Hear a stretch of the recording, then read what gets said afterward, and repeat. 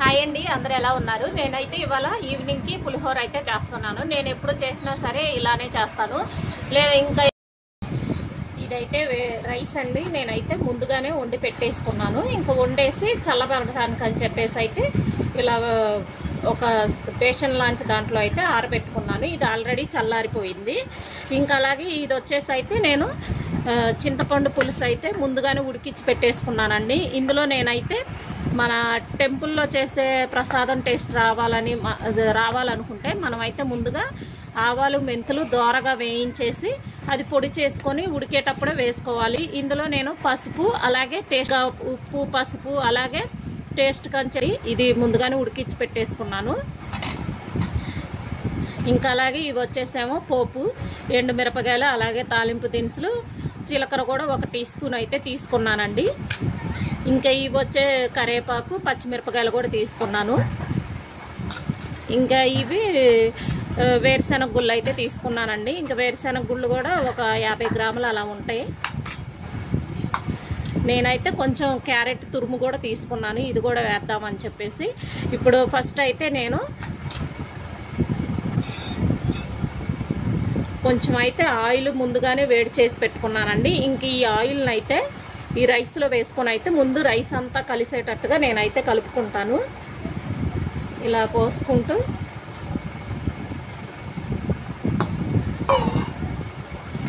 మొత్తం అయితే కలిసేటట్టుగా కలుపుకోవాలి. ఆయిల్ మొత్తం కూడా రైస్కి అప్లై అయ్యేటట్టు మొత్తం కలిసిపోవాలండి. రైస్ మొత్తానికి కలిసేటట్టుగా ఇలా అయితే మనం తిప్పుకుంటూ అయితే కలుపుతూ ఉండాలండి. మొత్తం ఆయిల్ కూడా అంటే మనం ముందుగా వండి పెట్టుకున్న అన్నం కూడా చక్కగా పొడి పొడిలు ఆడుతూ అయితే ఉంటుంది.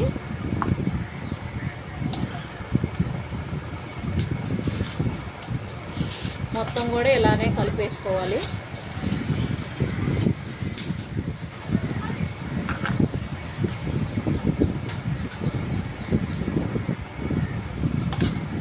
కలిసిపోయింది. ఇవన్నీ మీకైతే రైస్కి నేనైతే ఆయిల్ అప్లై చేసేసుకున్నా. ఇప్పుడైతే పోపు వేసుకోవటం ఎలానో చూపించేస్తాను. ఫస్ట్ అయితే స్టవ్ వెలిగించేసుకుంటున్నాను. బాండీ పెట్టేసుకొని కొంచెం అయితే హీట్ అవ్వనివ్వాలి.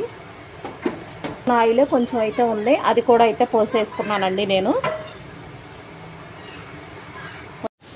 ఆయిల్ హీట్ అవ్వగానే 50 గ్రాములు వేరుశెనగ గుళ్ళు అయితే వేస్తున్నానండి. ఇంకా నేను ఎప్పుడు చేసినా కూడా సేమ్ ఇలానే చేస్తాను. ఇంకా నేను ఎలా చేస్తానో మీకైతే చూపిస్తున్నాను. ఇంకా వేరుశెనగ గుళ్ళు కొంచెం ఫ్రై అవ్వగానే ఎండుమిరపకాయలు కూడా వేసుకోవాలండి. ఎండుమిరపకాయలు ఎప్పుడు కూడా ఫస్ట్ అయితే వేసుకోకూడదండి. అది ఎక్కువగా ఫ్రై అవ్వటం వల్ల ఏంటంటే చేదు వచ్చేస్తుందండి. మనం తింటుంటే లైట్గా ఫ్రై అయ్యి అవనట్టుగా వేయించుకుంటేనే టేస్ట్ బాగుంటుంది.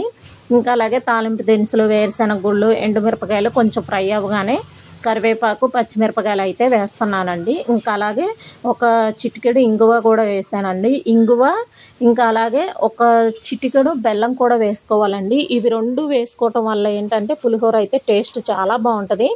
ఇవి వేసి చేసే వాళ్ళకైతే తెలుస్తుందండి టేస్ట్. చాలా వరకు అందరూ వేస్తారనుకోండి. ఇంక ఇప్పుడైతే ఇలా ఫ్రై చేసుకుంటూ ఉండాలండి. ఇంకా పోపు అయితే ఫ్రై అయిపోతుంది. ఇప్పుడు మనం ముందుగా ఉడకపెట్టుకున్న చింతపండు గుజ్జును అయితే వేసుకోవాలండి. ఎప్పుడైనా సరే చింతపండు గుజ్జుని మనం సపరేట్గా ఉప్పు పసుపు అలాగే ఆయిల్ వేసుకొని ఉడికించుకొని ఒక ఫ్రిడ్జ్లో అయితే స్టోర్ చేసుకోవచ్చండి. ఇంకెప్పుడన్నా పిల్లలకి లంచ్ బాక్స్లో కట్టాలన్నా లేదా మనకి ఇంట్లో కూరగాయలు ఏమీ లేనప్పుడైనా పులిహోర అయితే ఈజీగా చేసుకోవచ్చు. 5 మినిట్స్లో అయితే అయిపోతుందండి. అందుకే నేను ఎప్పుడు కూడా చింతపండు గుజ్జును అయితే ఫ్రిడ్జ్లో స్టోర్ చేసుకుంటాను. ఇంకా అలాగా చింతపండు గుజ్జు వేసిన తర్వాత కలుపుతూనే ఉండాలండి, లేదంటే అడుగంటిపోతుంది. తాలింపు అయిపోయింది కదా, ఇప్పుడైతే మనం పులిహోర కలిపేసుకుందాం. ఓకేనా? ఇంకా ముందుగా మనం అయితే ఆయిల్ అప్లై చేసి పెట్టుకున్నాం కదండి. ఇప్పుడైతే ఈ రైస్లో మనం ఈ చింతపండు గుజ్జును అయితే కొంచెంగా వేసుకుంటూ అయితే కలుపుకోవాలి. పులిహోర అయితే నేనైతే ఎప్పుడు ఇలానే కలుపుతానండి. లేదంటే మనం హడావుడిగా అంతా వేసేసి కలిపితే ఉండలుగా అయితే ఉండిపోద్దండి రైస్. ఇంకా ఫైనలీ అయితే నాకు చింతపండు పులిహోర అయితే రెడీ అయిపోయింది. అచ్చం టెంపుల్లో తీసుకునే ప్రసాదం టేస్ట్ వచ్చిందండి. నాకు చాలా ఇష్టం అండి గుళ్ళో ప్రసాదాలంటే. నాకులాగా మీకు ఎంతమందికి అయితే గుళ్ళో ప్రసాదాలు ఇష్టమో కామెంట్ చేయటం అయితే మర్చిపోవద్దండి. ఇంకా అలాగే నేనైతే టేస్ట్ కూడా చేశానండి. చాలా బాగా వచ్చింది. మా ఇంట్లో అందరికీ కూడా పులిహోర అయితే చాలా బాగా నచ్చింది. మీకు కూడా వీడియో నచ్చితే కనుక లైక్ చేసి షేర్ చేసి సబ్స్క్రైబ్ చేసుకోవటం మటుకు మర్చిపోవద్దండి. అలాగే ఒక చిన్న లైక్ కూడా ఇవ్వండి. ఇక నేనైతే టేస్ట్ చేశానండి. నిజంగా అండి టేస్ట్ అయితే సూపర్ ఉందండి.